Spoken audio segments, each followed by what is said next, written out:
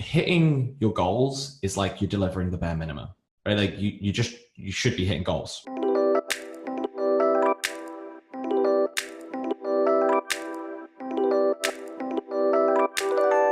All right, so welcome to Demand Gen Chat. This is our first episode, so we'll see if that name sticks. But I'm Emil Shore, Director of Demand Gen over at Chili Piper, and today I somehow convinced the very smart and all-around awesome dude, Matt Barby, to join me on the first episode. Thanks, Matt. No, my pleasure. It's great to be chatting to you again.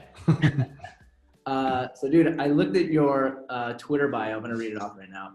You're the Director of Acquisition at HubSpot, partner at Traffic Think Tank and Litecoin Foundation, co-host of Decrypting Crypto, and the creator of the Coin Offering. You're also a neurosurgeon, animal rights activist, professional wrestler. Part-time professional wrestler. Part-time, okay. So yeah. I know you're working on going full-time. It gets in the way of the neurosurgery, you know. All right, so I started making some shit up there, but I mean, what's your secret to like having a very full-time job at HubSpot and doing all these other things on the side? I'm just constantly amazed at how you do all this stuff. Have a very understanding wife. No, I think, honestly, so one of the big things for me has been whenever I take on new projects is making sure that I'm not just adding more and more and more and more and more things onto what I do. It has to deliver enough value for me to take away from something else. So late last year, I co-founded with two partners of mine, Traffic Think Tank. And I only wanted to do that if I felt that, one, I would actually enjoy doing it, which would be something that falls within that bucket, is going to be like economically viable for me to do. But also my trade-off that I decided was if I do that, I don't do any outside consulting for the whole of the year. And that was the trade-off, and it actually worked out really well. I made a lot of mistakes in the past when taking on new projects that ultimately I've kind of got the midway through of and have said, hey, this is actually making me chronically unhappy doing this. So it doesn't matter if it's making some extra cash, right? Like life happiness goes down. You're not actually spending any time of like quality, enjoyable time in your life. Like that's not a valuable thing to maintain. So really for me, it's being really strict with my time allocations and the way that I dedicate stuff as much as I can, because I am my own worst enemy and just starting new things, and making sure that it's going to have a positive impact on my kind of like well-being and life in the long term, at least. Awesome. So tell me more about, your Director of Acquisition at HubSpot. What is your day-to-day? What are you doing over there? Yeah, that's a good question. My typical day-to-day is not very typical, as you can imagine. So let me start by breaking this down a little bit. Yeah. What I actually oversee at HubSpot is I'm responsible for owning any way of driving free software signups into our products, and that involves all of our acquisition channels. Now, within that, I manage the SEO team, the affiliate team. We have a user acquisition team that's full of really awesome people. We have then a content strategy that sits within my team, and we don't have the content teams report into me, but we have kind of like a strong partnership with them and the product and engineering team as well, that ultimately roll up into the numbers that we're trying to hit for the year. So honestly, a lot of my time is spent thinking less about like, what are we doing right now, but more about what are the problems we're going to face in the next 3, 6, 9, 12 months, and how do we have a plan for dealing with those before they become a problem?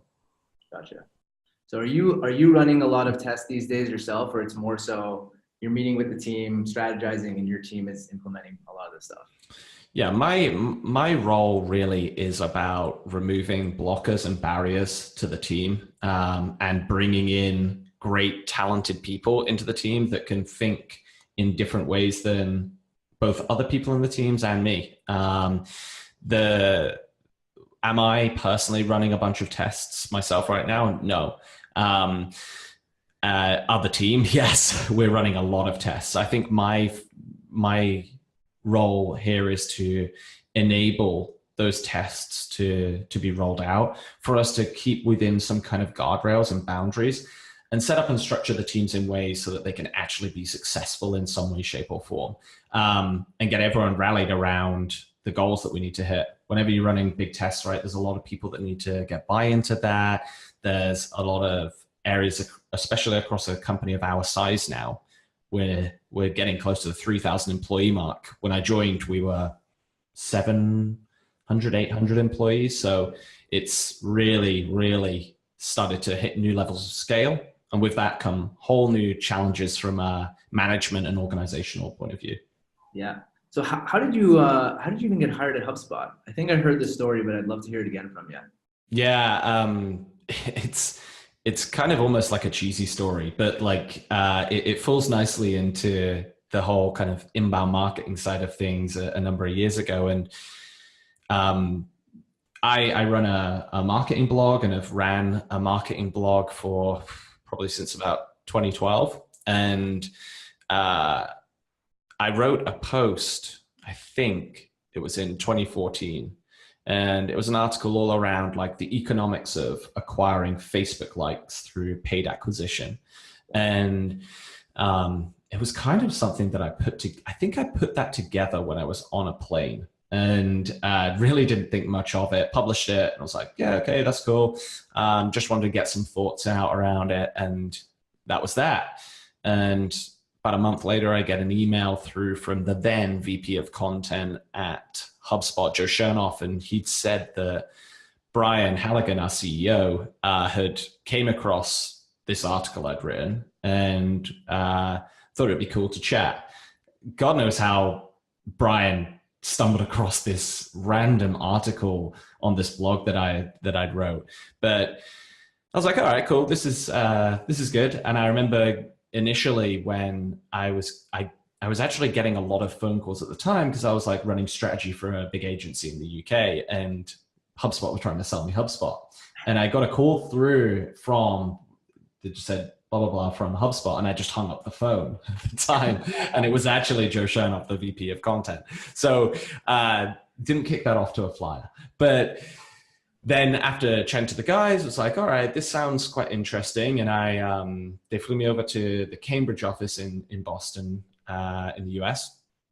And I was living in England at the time. And I was like, whoa, okay, this is now pretty interesting. My initial focus was to come in and build the SEO strategy, which was what I focused a lot of my time around during that period of time in my career, was SEO, and build an SEO team. And they had a ton of data, resources. We'd just done an IPO. So it was like, okay, now this is becoming more and more interesting. And I moved over to the Dublin office to operate out of there. And I operated out there for about a couple of years. And then a couple of years ago, I came over to be based out of our Cambridge office here in Boston. Nice. So I actually want to dig in on that. So you came in, you were working on SEO. Were you a team of one when you came in, or did you come in and have direct reports? What did that look like? I came in as an individual contributor. I still remember when I came in for the first conversation with HubSpot, and they were like, we want you to run the SEO team. And I was like, all right, cool. HubSpot, fair few million visits, most of it coming from organic search. How big's this SEO team? This is going to be cool. And they're like, Matt, you're going to be the SEO team. I was like, wait, what? We don't have a structured SEO team.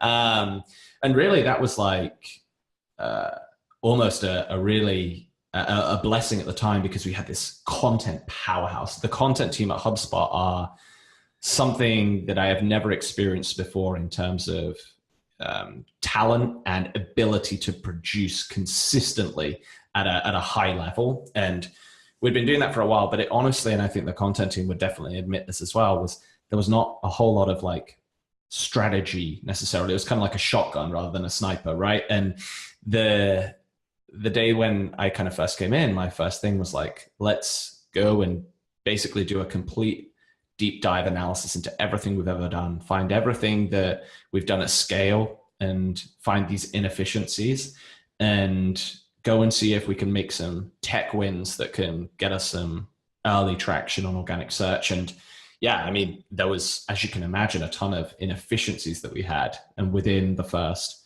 I think, 5 months, I was able to increase organic traffic by like 50%, which is a huge amount in terms of raw numbers. And to be honest, I really believe that a lot of people with SEO experience that had spent a lot of time in SEO could have gone in and done something similar because of the situation. But what that facilitated was the ability for me to then go and start building this team. And we brought in a couple of people, one being a good friend of mine, Victor Pan, who had previously been one of the early team members at WordStream. I'd known him for a while, really solid technical SEO chops. Victor came in to initially kind of be one of the big leaders in the SEO team. He now runs that the SEO team, still here today. And then everything kind of expanded from there. And that's when I began transitioning from, okay, we've built the SEO team and we've added a few more headcount into it. Let's now get me to take a step back, think about broader acquisition and how we can build whole new channels, new teams, and new programs to start scaling up growth. Nice. So when did you start at HubSpot?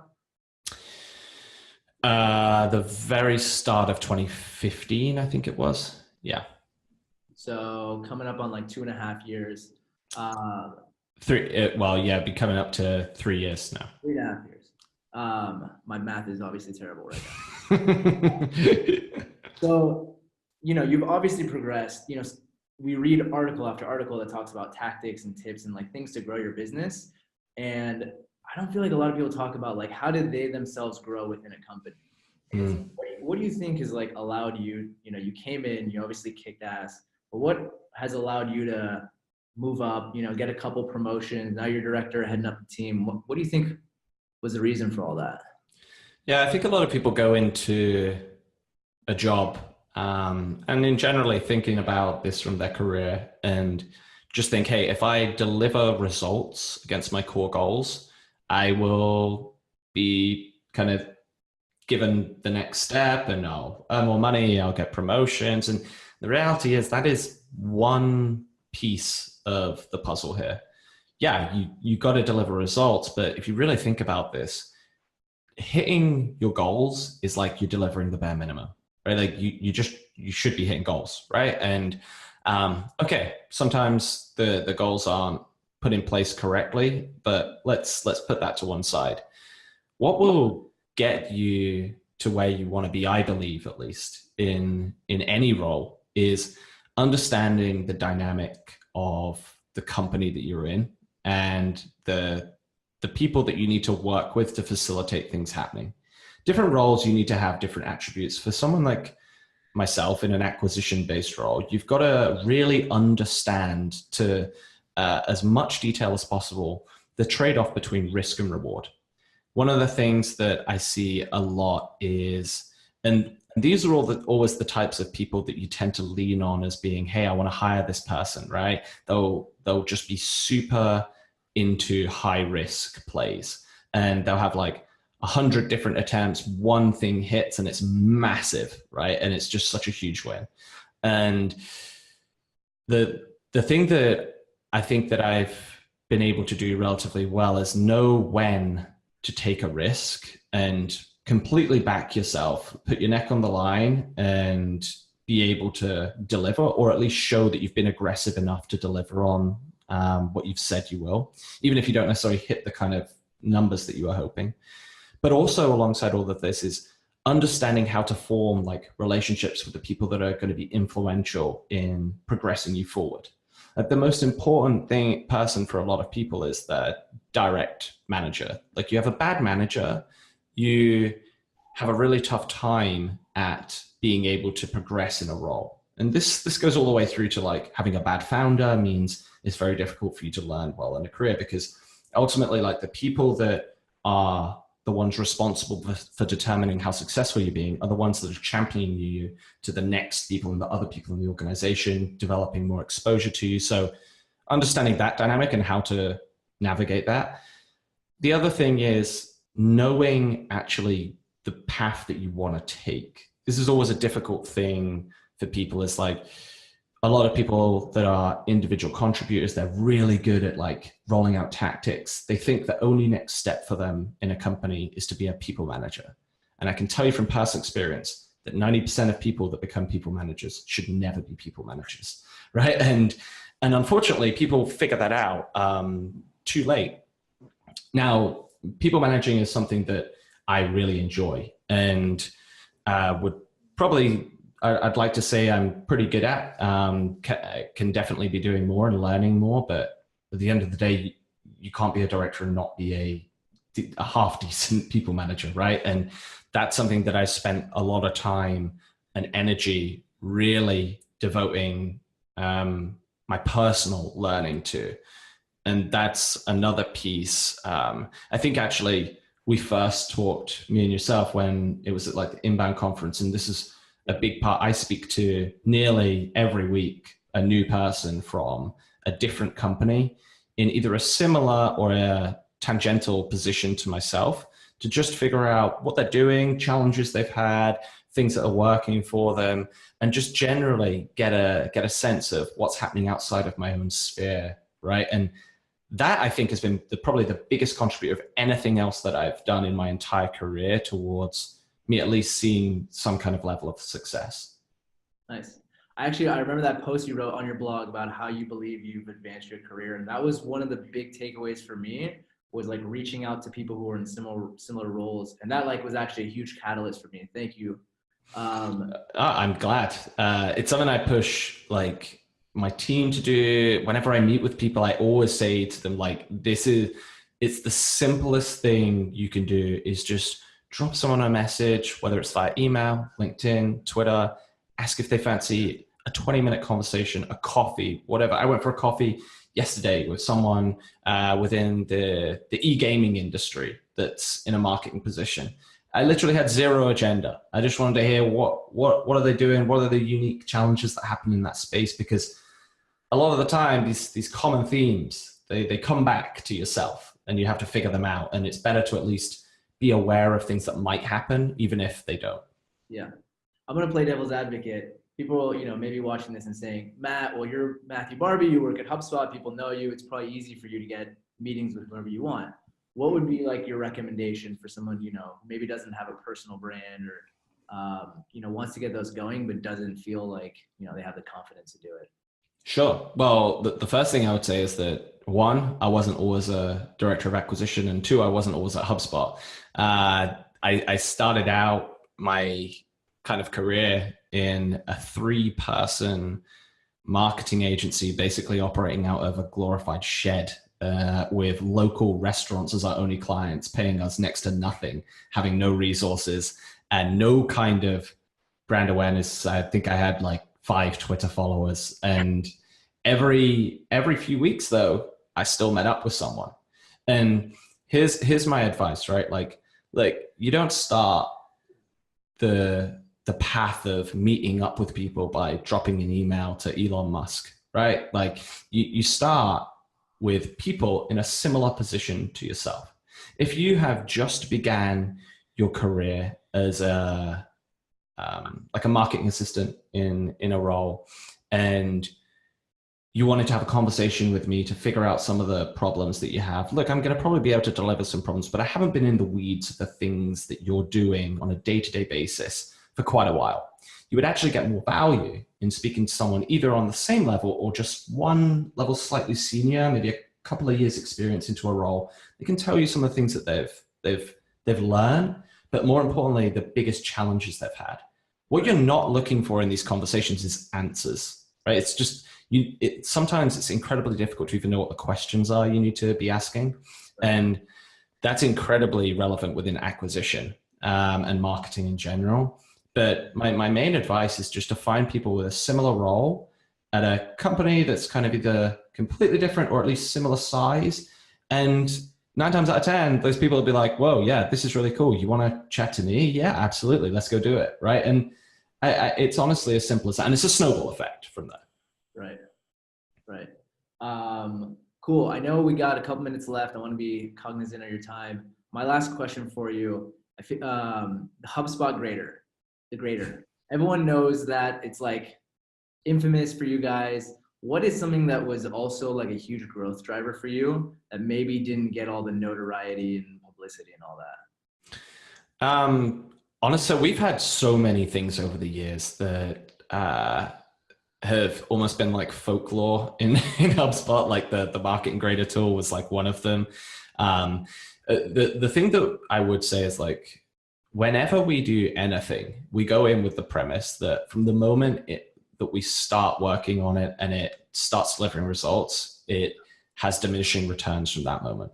So we're always trying to like find new things to do. We open up new channels. We're focused super heavy on like product virality right now. We've been building an affiliate program for the past year and getting that just up and running now to just build these new waves of channels. Honestly, some of the biggest wins that we've had during my time at HubSpot over the past 3 years so have been from relatively unglamorous technical SEO wins, which has been a huge driver for us. A lot of the wins that we've had have less been like, hey, we did this one big risk play. It's like, hey, we now rank for the words free CRM, and we spent 2 years trying to do that with just consistent, arduous, at times soul-destroying link building work, right? Like the glamorous things and all the things I would love to say have, that we've done over the years, which has been a whole lot. 90% of them have failed, right? And that's what you should expect when you're in acquisition and you're taking risks.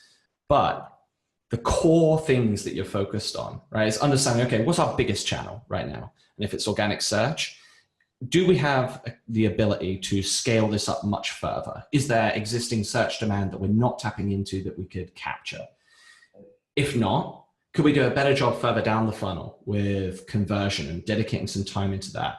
When we started thinking along those lines, we brought in experts to focus on some of this. We brought in people with deep experience in conversion rate analysis. I brought in a good friend of mine, Joel Kletka, to rework all of our product messaging and product page copy. And that had huge increases in our conversion rate on our core product pages. Saw big sign up flow boosts, reworking the user journey across the site and making sure that when we move to a freemium model, which we weren't 2 years ago, how would we now manage and understand whether bringing someone in as a free user versus directly monetizing them is better or worse? And all of these things, you need a long time to build out infrastructure, talent, and experiments within to then before you try and start scaling. But honestly, the biggest thing that's kept us going has been how do we diversify away from a reliance on organic search whilst at the same time growing organic search,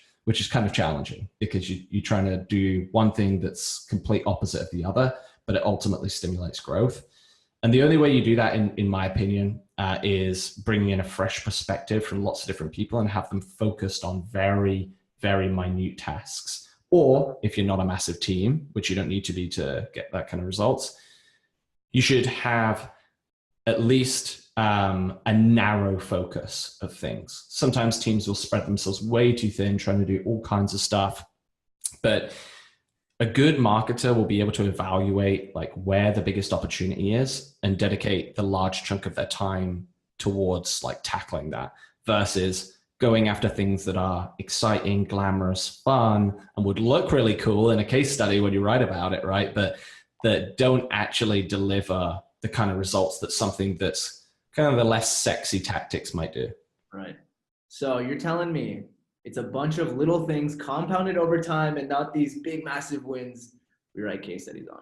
100%. Like, yeah, like we do a lot of stuff that's really fun for the case studies, but if we had the SEO team just documenting their day-to-day of like building out like heavy lifting, link building work into some of our product pages, like it's not as exciting to talk about. But within that, like it's the consistent, unsexy acquisition work that's getting us to the level that we are right now. 100%. No one wants to talk about it, but it's true, man. It's the long haul. All right. So I know we got to stop. Matt, where can people find you, connect with you? Bunch of different places. Twitter, you can find me. You can hit me up on the HubSpot side. If you want to also check out Traffic Think Tank, go to trafficthinktank.com's private marketing and SEO community. We can come and learn from experts. You can come join that. But if you just want to hit me up, Twitter's probably your best bet, at Matthew Barby. So yeah, you'll be able to find me. Cool, man. Yeah, we'll link to all your profiles on this post. Thanks again, Matt, Cool. for joining us. No, thanks for having me.